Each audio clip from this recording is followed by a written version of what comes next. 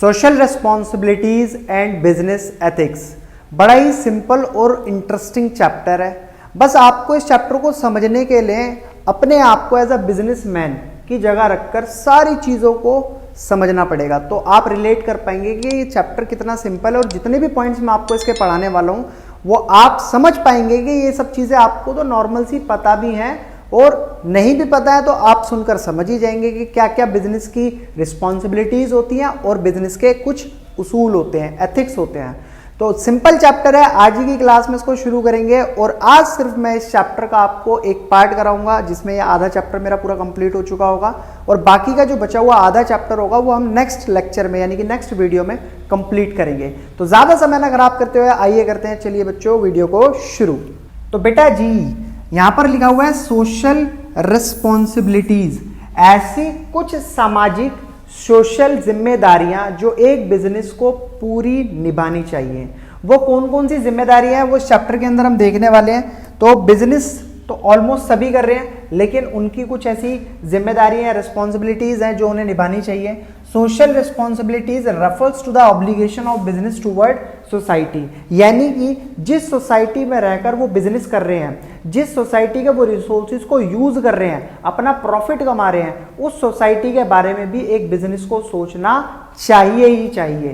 क्योंकि अगर वो सोसाइटी ही नहीं होगी, वहां से मिलने वाले वो रिसोर्सेज उनको मिलेंगे ही नहीं, तो एक बिजनेस ग्रो कैसे कर पाएगा, और ग्रो नहीं कर पाएगा तो बिजनेस बनेगा ही नहीं कभी। ठीक है बच्चों, तो next, as a business take all the resources, business सारे रिसोर्सेज कहां से लेता है, सोसाइटी से, from the society. So it should work for the betterment of society, तो उसको यहां पर चाहिए कि वो मतलब बेटर से बेटर चीजें कर सके सोसाइटी के लिए, टूवर्ड सोसाइटी, सोसाइटी का भी पूरा ध्यान रख सके। अच्छा, ये रिस्पॉन्सिबिलिटी एक वॉलंटरी एक्शन के अंदर काउंट होती है बच्चों। अगर दिल चाहता है करो, बहुत अच्छी बात है, दिल चाहता है नहीं करना है तो बिल्कुल मत करो, कोई कहने वाला नहीं है। बट फिर भी अगर एक बिजनेस मार्केट के अंदर चल रहा है, एक सोसाइटी के थ्रू चल रहा है, एक सोसाइटी में चल रहा है, तो वहां पर उसको चाहिए कि वो सोसाइटी के बारे में ज्यादा से ज्यादा जो भी उनके लिए बेनिफिट वो दे सकता है, जो भी बेनिफिशियल से बेनिफिशियल चीजें वो सोच सकता है, वो उसको सोचनी चाहिए। ठीक है बच्चों, अब इससे होगा क्या, अगर वो सोसाइटी के बारे में, उसके बेनिफिट के बारे में चीजों को सोचेगा तो उससे बिजनेस का क्या फायदा है।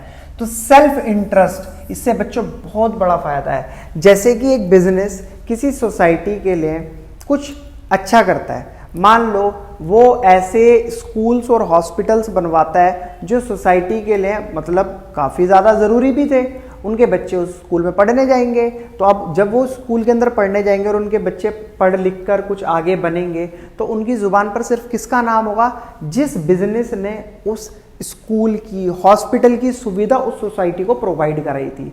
ठीक है, इससे क्या होगा, उस बिजनेस का जिसने वो सोसाइटी के अंदर कदम रखा, मतलब सोसाइटी के लिए एक अच्छा कदम उठाया स्कूल और हॉस्पिटल बनवाकर, अभी उस बिजनेस के लिए क्या होगा, उसका नाम जो है चारों तरफ घूमेगा, हर इंसान उसके नाम को याद रखेगा। जस्ट लाइक टाटा ग्रुप एक इतना बड़ा ग्रुप है कि बिजनेस तो कर ही रहा है लेकिन सोसाइटी के लिए बच्चों को सबसे ज्यादा दान देता है, सबसे ज्यादा अमाउंट में वो चैरिटी मतलब प्रोवाइड कराता है। ठीक है, तो इसीलिए टाटा को ऑलमोस्ट सभी लोग जानते हैं और अच्छे काम जो करता है उसको ऑलमोस्ट पूरी दुनिया ही जानती है। तो यहाँ पर इसका सेल्फ इंटरेस्ट बहुत बड़ा होता है कि लॉन्ग रन में आप थोड़ा थोड़ा पब्लिक के वेलफेयर के लिए, सोसाइटी के वेलफेयर के लिए अच्छे काम करो, आपका नाम अपने आप घूमता चला जाएगा। तो इससे बिजनेस की गुडविल बनती है। नेक्स्ट आता है बच्चों बेटर एनवायरनमेंट फॉर बिजनेस। देखो, आप अगर अच्छे काम करेंगे, आप सोसाइटी के बारे में सोचेंगे, नई नई चीजें उनको प्रोवाइड कराएंगे, मतलब ऐसा होता है कि जो लोग हो सकता है उसी प्रोडक्ट को एक बहुत ज़्यादा अमाउंट में दे रहे हो और वहाँ पर आपका बिजनेस उसी प्रोडक्ट को कम अमाउंट में दे रहा है, तो यहाँ पर भी आपने किसके बारे में सोचा, एक सोसाइटी के वेलफेयर के बारे में सोचा, जिससे क्या होगा, आपके इर्द गिर्द का एनवायरनमेंट एक पॉजिटिव एनवायरनमेंट बन जाएगा। हर कोई आप ही का नाम लेगा, हर कोई आप ही के गुड्स को, आप ही के जो भी प्रोडक्ट्स होंगे उनको एक दूसरे को बताएगा, जिससे आपकी बिजनेस की गुडविल बहुत अच्छी होगी। नेक्स्ट पॉइंट आता है बच्चों क्रिएट पब्लिक इमेज। आपके बिजनेस की एक अच्छी इमेज पब्लिक के नजरिए में बन जाएगी, वो आप पे ट्रस्ट करेंगे, आपके प्रोडक्ट पर उन लोगों को भरोसा होगा जो भी आपके प्रोडक्ट को परचेज कर रहे होंगे। नेक्स्ट पॉइंट आता है बच्चों अवॉइडेंस ऑफ गवर्नमेंट इंटरफेरेंस। अब यहाँ पर गवर्नमेंट भी ये देखती है कि कौन सा बिजनेस ऐसे काम कर रहा है जो करने वाले हमारे हैं लेकिन कर वो रहे हैं। जस्ट लाइक मान लो कोई बिजनेस मेरा चल रहा है किसी सोसाइटी के अंदर, अभी वहाँ की रोड टूटी पड़ी है तो मेरे को दिक्कत हो रही है, मेरे को भी दिक्कत हो रही है और सोसाइटी के लोगों को भी दिक्कत हो रही है। अब मुझे लगता है यार जब यूज़ की चीज़ है, गवर्नमेंट पता नहीं कब बनाएगी, तो एक काम करते हैं ना, उस रोड को हम ही जल्दी से बनवा कर खत्म करते हैं, कोई ज़्यादा इतना पैसा तो लगने वाला, और लगता भी है तो कोई दिक्कत नहीं है ना। जहाँ बात सोसाइटी के वेलफेयर की आ गई है तो वहाँ पर पैसे का क्या ही मुंह देखना। तो ऐसी सिचुएशन में गवर्नमेंट भी ये नोटिस करती है कि काम तो हमारा था लेकिन करवा इस बिजनेस ने दिया, तो वो भी ज्यादा इंटरफेरेंस करती नहीं है उनके कामों में।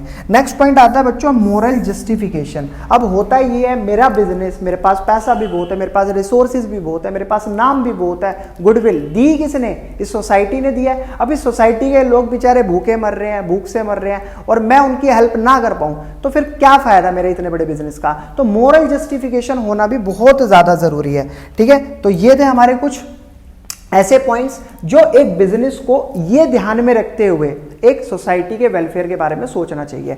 अब बात आती है बेटा रिस्पॉन्सिबिलिटीज किन किन के प्रति होती हैं एक बिजनेस की। तो सबसे पहला मैं बात करूंगा बच्चों कंज्यूमर। कंज्यूमर जो है जो आपके गुड्स को कंज्यूम कर रहे हैं, जो आपका बिजनेस मार्केट के लिए प्रोडक्ट बना रहा है, जो सोसाइटी के लिए प्रोडक्ट बना रहा है, उन गुड्स को जो कंज्यूम कर रहे हैं, खरीद रहे हैं, यानी कि खरीदार आप कह सकते हैं, उन कंज्यूमर के प्रति आपके बिजनेस की क्या क्या रिस्पॉन्सिबिलिटीज बनती हैं। तो सबसे पहला है फेयर ट्रेड प्रैक्टिसेस। कभी भी कोई भी गलत काम मत करो, कोई भी मतलब ऐसा वादा करके आप प्रोडक्ट को मत बेचो जो एक्चुअल में वो है ही नहीं, जिससे आपके जो कंज्यूमर है उनको बुरा लगे कि यार कंपनी ने बताया ये था और दिया ही है। Handle consumer complaint. अगर कोई कंप्लेंट करता है कंज्यूमर आपसे आपके प्रोडक्ट को लेकर, तो उसकी कंप्लेंट को ध्यान से सुनो, उसको अच्छे से अच्छा जल्दी से मतलब एक रिजोल्यूशन देने की कोशिश करो कि अगर उसने मेरे प्रोडक्ट में ये कमी निकाली है तो मैं उसके प्रोडक्ट मतलब उस प्रोडक्ट को जो मेरी कंपनी ने बनाया है, जो उस कंज्यूमर ने खरीदा है, उसको जल्दी से जल्दी रिजॉल्व करके आऊँ। मान लो फॉर एग्जांपल मैंने एक just like side fan, wall fan होता है, वो खरीदा।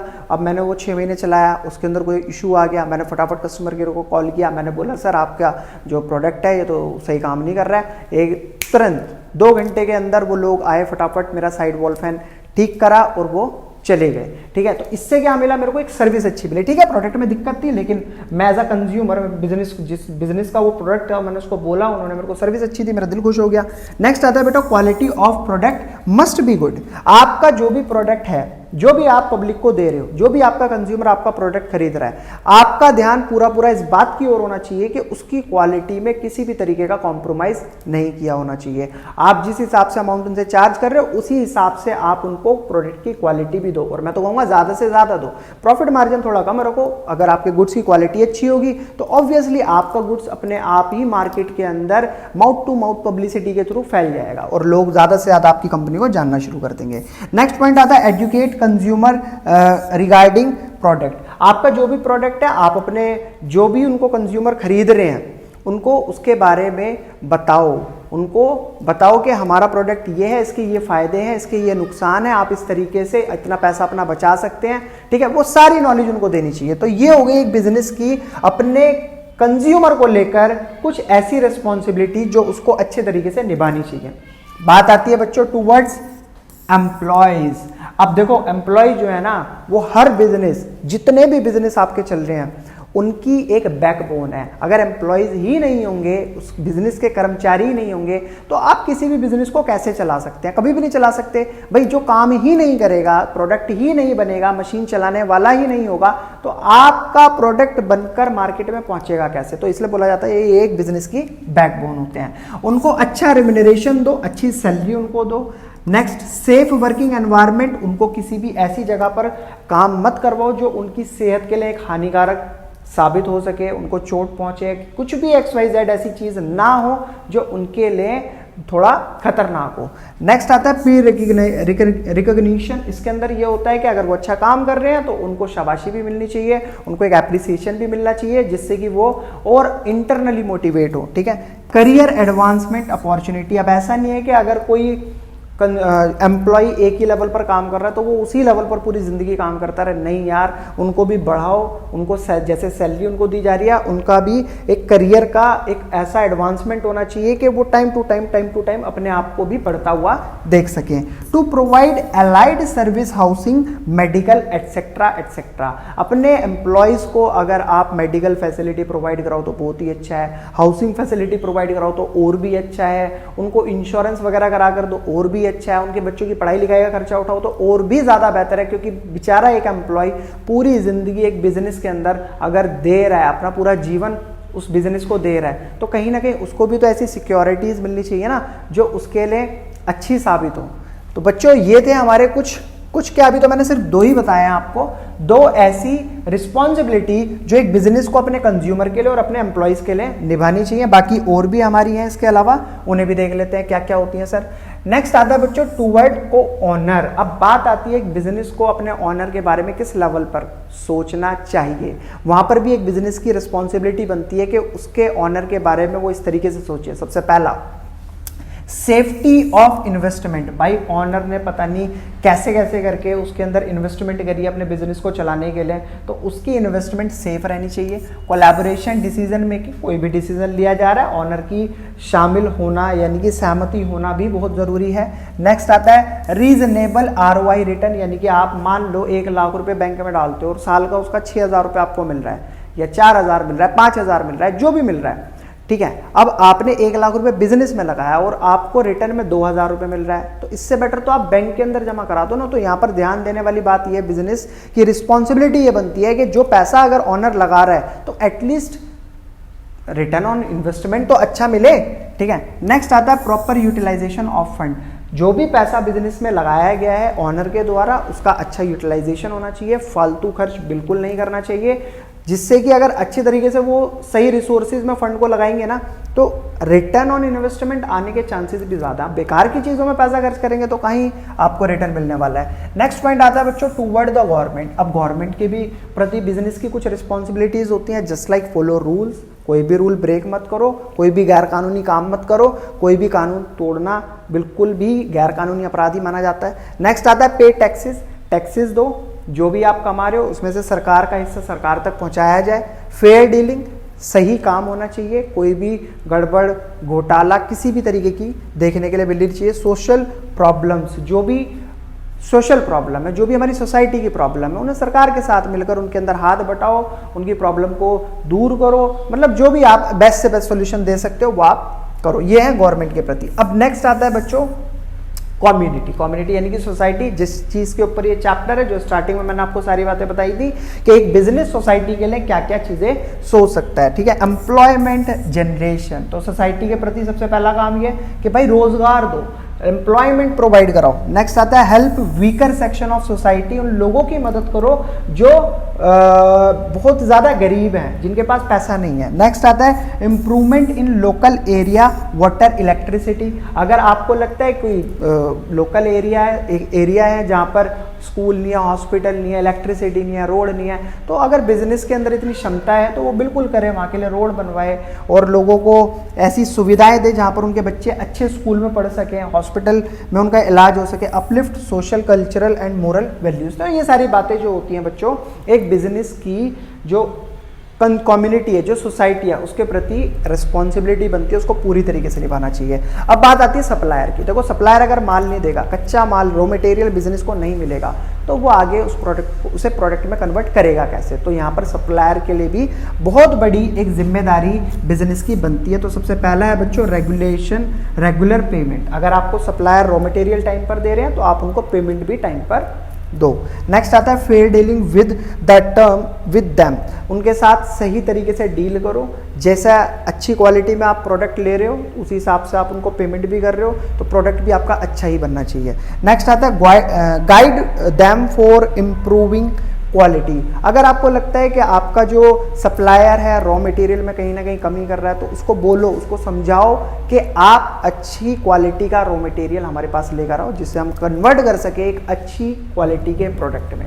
तो बच्चों ये थे हमारे कुछ 6 तरीके की रिस्पॉन्सिबिलिटीज जो हमने समझी, जो सबके प्रति थी, एक गवर्नमेंट के, और कंज्यूमर के, सप्लायर के, आपका सोसाइटी के, तो ये सारी बातों को एक बिजनेस को अपने ध्यान में रखना ही होता है। बात आती है बच्चों बिजनेस एंड एनवायरनमेंट प्रोटेक्शन, यानी कि हम अपने बिजनेस के एनवायरनमेंट को कैसे प्रोटेक्ट कर सकते हैं। वैसे मुझे लगता है आज की क्लास में सिर्फ इतना ही रहने देते हैं, बाकी जो जितना भी आगे का हमें पोर्शन दिखाई दे रहा है पोल्यूशन वाला, ये हम नेक्स्ट लेक्चर में कंप्लीट करेंगे। तो बच्चों अगर आपको वीडियो अच्छी लग रही हो तो प्लीज़ वीडियो को लाइक, सब्सक्राइब चैनल को ज़रूर कीजिएगा। और अगर आपको किसी भी तरीके की कोई प्रॉब्लम नज़र आती है, कोई पॉइंट ऐसा है जो आपको नहीं समझ आता है, कमेंट सेक्शन में मेंशन करके आप मेरे को बता सकते हैं। मैं पूरी आपकी हेल्प करूंगा कि वो चीज़ें जो आपको नहीं समझ आ रही है वो आपको समझ आ जाए। रही बात इस चैप्टर के नोट्स की, तो टेंशन बिल्कुल मत लो, डिस्क्रिप्शन के अंदर मैंने टेलीग्राम का लिंक डाला हुआ है, फटाफट जाओ ज्वाइन करो, वहां से अपने चैप्टर वाइज सारे नोट्स डाउनलोड कर लो। रही बात इसके अलावा और कोई प्रॉब्लम आपको नजर आए किसी भी चीज के अंदर, तो कमेंट आपके लिए हमेशा खुला है। चलिए बच्चों फिर मिलते हैं आपसे अगली नई वीडियो में इसके अगले पोर्शन के साथ, तब तक के लिए धन्यवाद।